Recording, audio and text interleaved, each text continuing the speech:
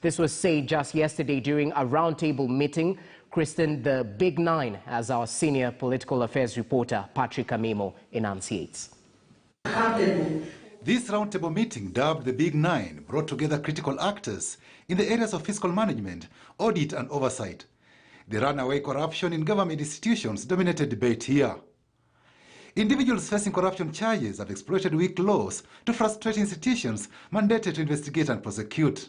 People keep on asking us, why did you clear these politicians to vie for this seat? And the Constitution says you can only be barred from occupying a public office when all legal avenues have been addressed.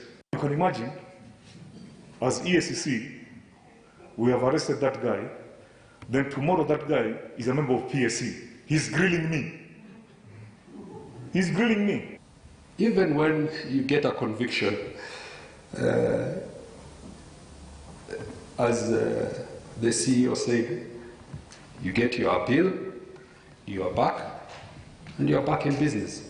The DPP now wants the law reviewed to ensure state officers charged with corruption and economic crimes step aside. We have charged a number of 9 governors, for example, and they're still all in office, and they still have oversight on the IFMIS system. They are able to exploit those windows without any shame. Besides misappropriation and embezzlement, wastage of state resources is another area of concern.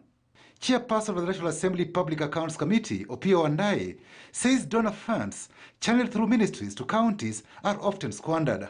The respective principal secretaries have got no visibility of how this money is being spent down there. In fact, many times when they come before us, they say they are helpless. They are simply conduits. They are simply conveyor belts through which these monies are channeled to the counties. In the last few years, a lot of government entities have carried out wasteful spending in the name of improving work environments. They buy new furniture every year and dispose of it without proper records. Notoriously, road agencies, the amount of money that they have been paying, and other state corporations as well, that continuously pay contractors, and every time that these contractors are being paid, there is that element that the amount of money that they are paying them for is nothing else except interest and penalties. Outsourcing of legal and audit services was identified as another source of wastage for public funds. All entities audited by outsourced auditors receive unqualified audit opinions, sometimes regardless of very glaring material audit queries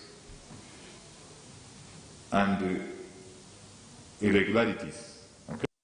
Patrick Amimo, KTN News. Okay, so interesting deliberations there on the fight against corruption by the Big Nine. EACC, the DPP, members of the PAC also included right there. But what's clear, at times there are weak punitive laws that might hamper the fight against corruption. In studio, I'm joined by the lawmakers, Martin Owino, Sakwa Bunyasi, and via way of Zoom, Stephen Mwakesi, who's a public policy analyst. I'll begin with the lawmakers. When all legal avenues have been addressed, that's when an individual can be blocked from vying for public office. So, Martins, is this an issue that needs to be sorted? Because this close to the 2022 general election, we have governors who have faced corruption charges still in office, and perhaps we'll see them on the ballot come 2022. Thank you, Rogers. This is a sad thing for Kenyans, because corruption leads to diseases, death, poverty, joblessness, and this is what have put Kenyans into the frustration mode where they are, including mental health, which is now taking our people out. It's a sad thing. But I want us to remind what Kwame Nkrumah said when Africans have just got independence. He said one thing, okay, these whites are going, but we have to be united to face the vice. Because if we don't do that, we will fall also, even in our own leadership. I was happy to see this big nine come together. But coming together on one occasion like that, round table, and then disappearing and going back to your dockets will not help us. This is what I think, Rogers. Mm-hmm. There must be a framework for working together. The ECC, the EACC, the DPP, the parliamentary oversight committees, the controller of budget, and all these people have to come together and have a framework for execution of justice. Because if that is missing, the police lacks evidence. The judiciary cannot prosecute without evidences, and hard ones, some include even exhibits. So what is missing in this, and that have all these governors they're talking about out? Number one is the judiciary system, which should also clean itself, and the framework for working together. There's nothing which can be done if these people do not have to work together, meet regularly, review issues. A case in point is what we did as a committee on health, on KEMSA. Mm-hmm. Full recommendation. Up to now, there's nothing done. And the government, parliament as an oversight of these things are also frustrated because each has a limitation. You move, you remain there. Another one takes it. Mm-hmm. Now, if that is not synchronized in a working mode, this is what we are going through. Precisely to your question, if your character has been stained and is questionable, and you are let in office, you are doing more damage to Kenyans than. So those should step aside, but who should make them step aside? This is the question. Each and every of these domains have to act. Who should do that? And also remember, these people also have the rights to address the court. You kick him out of the office today, tomorrow he's coming back with an injunction. It's kind of a muggy thing, and at the end of the day, it's the common man who is suffering. So my prescription to them, as you met the big nine, please form a framework for working together and working regularly, including the Auditor General. So we don't have to wait for an annual audit in order to react to what was being thought as a qualified or unqualified opinion in their mind.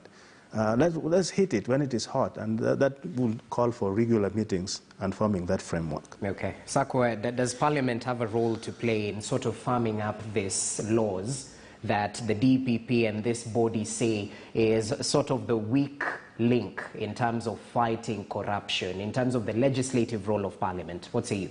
Yes, they do. And indeed, first, I agree entirely with my colleague's argument that there needs to be a tighter framework that everybody buys into, and that these glaring gaps, I think, are totally unacceptable. That's I would start there. Before I answer the one on Parliament, I want to say that even within the existing laws, you remember we had a case in the court involving National Serious Board, in which the judgment was something like over 60 years of jail, and I don't know how many billions, a billion plus to be paid, and so on. It was within the law, but it's completely different in character from the normal judgment that we get, which means there is a point at which people exercise leniency in their own way or for whatever reason it is. Okay. But Parliament did not go along with those kinds of things. I think Parliament can tighten the law if they so wished. I think Parliament has to blame quite a lot on this as well. But for me, the biggest responsibility lies with the executive on this one. If the executive pointed out, if the executive leaning was complete intolerance to corruption, it would work. Because a lot of these employees are people working within of course, the executive, the county or national executives.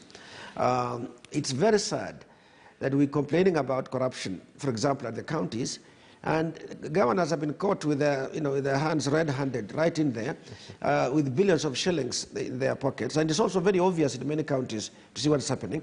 And yet they are just functioning. They go back and they work as if nothing has happened.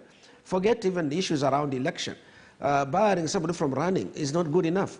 Putting that person in jail is really what we want.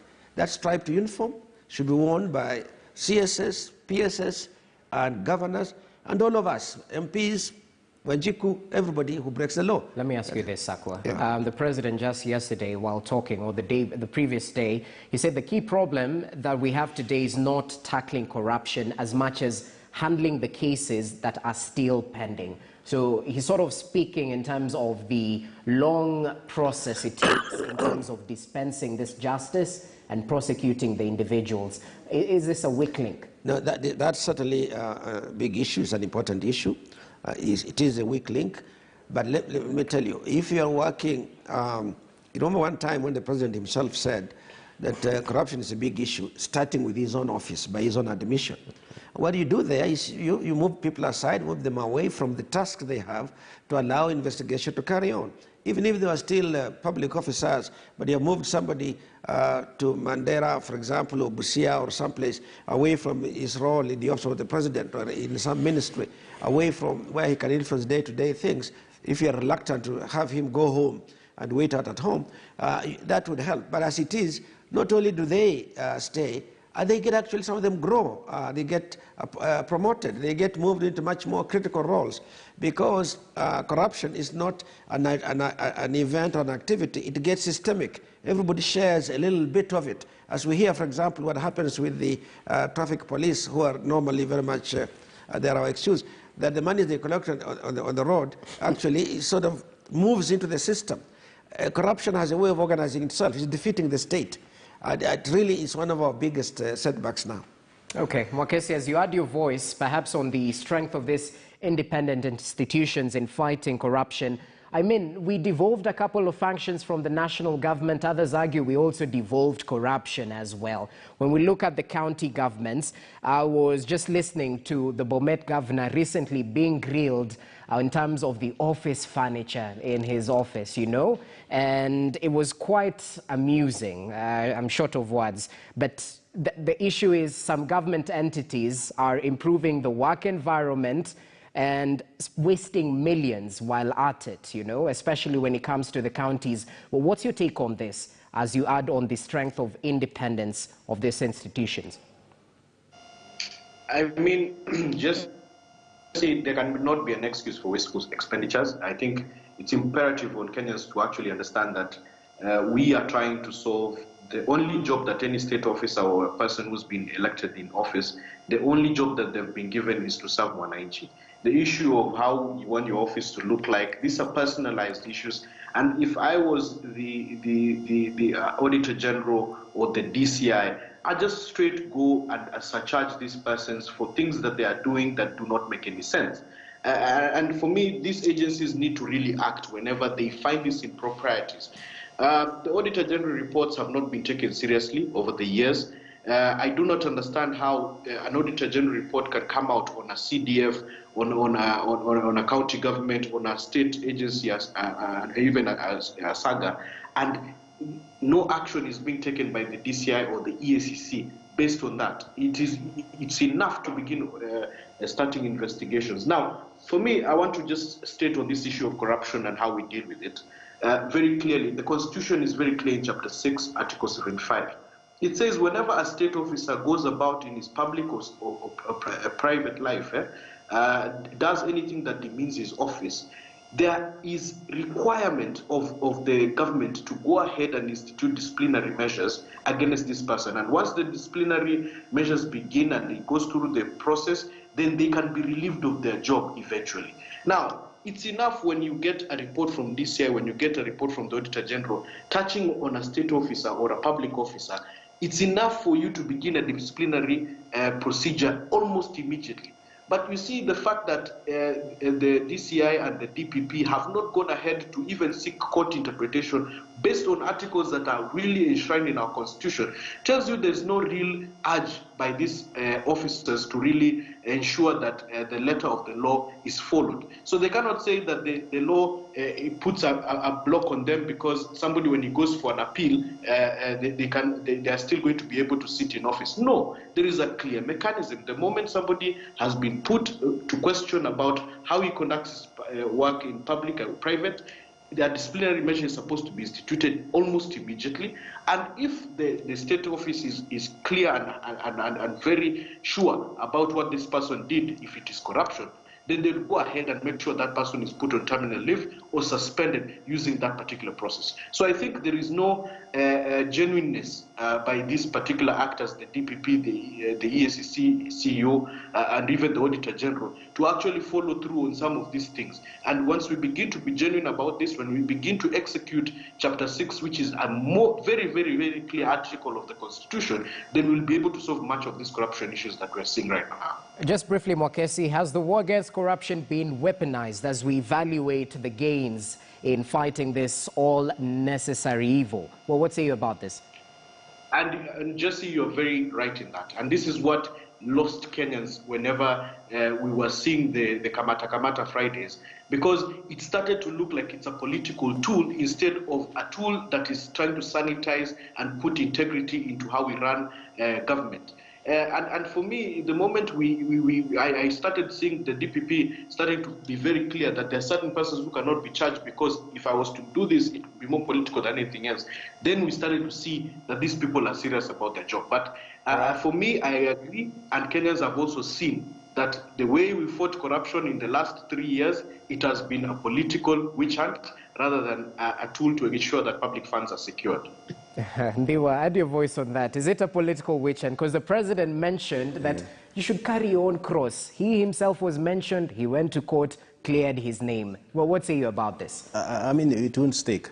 Whether you say it is political, you are targeting my community, it was you who was involved in this. And remember, Rogers, when we talk about corruption, we talk about direct stealing from people. We talk about taxes being misused, misappropriated. We talk about inflated projects. And also now that results into overpayment of our debts because of all this. And that has led to a very severe consequences. But let me say this. And I reminded you what Nkrumah said. If there is a fight between EACC and DPP and Parliament and all these entities, we have lost the fight.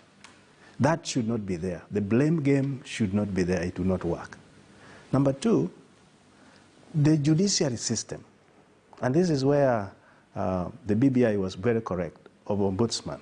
Who supervises judiciary? Globally, the ombudsman does the investigation, the advocate of the common person. There are a lot of complaints from the courts. Who is addressing them? Parliament and oversight has limitation. We are not going into the system that really messing people up. So that one, we have also lost it, but I hope it will come. The other one, which the president talked very passionately, is the time frame in looking for these cases. It was there in BBI to cut the time short for corruption cases, because if you leave it going on and on, this is another corruption. It's a revolving door. He comes, he goes, and nothing happens. Lastly, let us do this. In adjustment of budgetary system, we moved away from block budgeting to program-based budgeting, so that each program is allocated money. What we need to do from the Auditor General Office, you cannot do the same thing year in, year out and expect a different result. Let us have quarterly evaluations of these projects. So we see where we catch money when it is being used. When somebody have used her money a year ago, he has established himself, even through the courts, you will not do anything. And to do that, the Auditor General needs personnel. So the issue of HR is also a key, so that they are based strategically. If something goes wrong, it is caught on spot and dealt with. That is how we can beat corruption in this country. But this annual auditing is a reactionary, which is not taking this country anywhere. Okay, it's more reactionary than taking action. So, Sako, as we finalize, you mentioned in terms of the weak laws, but at times these laws are in place, policy is also in place, but implementation is the issue. If I can borrow from today's dailies, Kenyans will wake up to counties missing out on 4 billion Kenya shillings in funding since the ministry failed to follow the laid down guidelines. On the other side, varsities are set to go on strike, at least the workers and the lecturers, due to lack of implementation of an 8.8 billion salary deal. So is there a disconnect, I don't know, from where you sit, from the laws and the goodwill when it comes to implementation, and how can we solve this? Yes, there is a disconnect clearly among the various agencies, starting with the Big Nine, I think that's how you call them, but just narrowing in clearly on role of Parliament in tightening the laws, role of the executive, because they're the ones supervising it on a daily basis. And let me tell you, when people steal money, it's not entirely a secret. People get to know. If you have a tendering process where the price of a pen will produce 500 shillings for a pen that would have cost you 50 shillings, you see it, but you still proceed with it until you are caught. And if you're not caught, you cream off the money. And then after that, you still argue that until you prove it, I'm going to sit in office. So I think it is the will is not there. The collective will is not there. Maybe there are well-meaning individuals in various positions, but the collective will is still lacking, and that's why I think we have all of these gaps in it. I just hope that, sorry, I didn't part of it, let me say, because we are depending on donor funding and other borrowing externally to make up. Money gets out of the system. In the old days, it all ended up in Switzerland or some place like those. Maybe it still does, I don't know. And we keep borrowing. We are borrowing partly because we have misused our own money and so on. And I think this is something that should wake up all of us, starting with these Big Nine institutions, to try and tighten the actions among them, and for Parliament to really rise up to the occasion and say we shall not tolerate these musical chairs, this ping-pongs with the issues corruption. It's possible, of course, to do some mapping exposed after the event on corruption. If you find that only tall men or only men or only women are being targeted, you can say there is a pattern here. And then, of course, people should look into it and break that pattern and move on with it. Well noted, well noted. And perhaps it's as simple as protecting these whistleblowers who sort of raise the flag. We well know what happened in the Masai Mara heist and the reactions thereafter. So, gentlemen, many thanks for your time. Martins Owino, Member of Parliament, Dhiwa Constituency, Sakwa Bunyasi, Nambale, Member of Parliament, and Stephen Mwakesi joining us from Voi via way of Zoom, Public Policy Analyst. It's always a pleasure to have you with us as we deliberate some of the news making headlines and what Kenyans are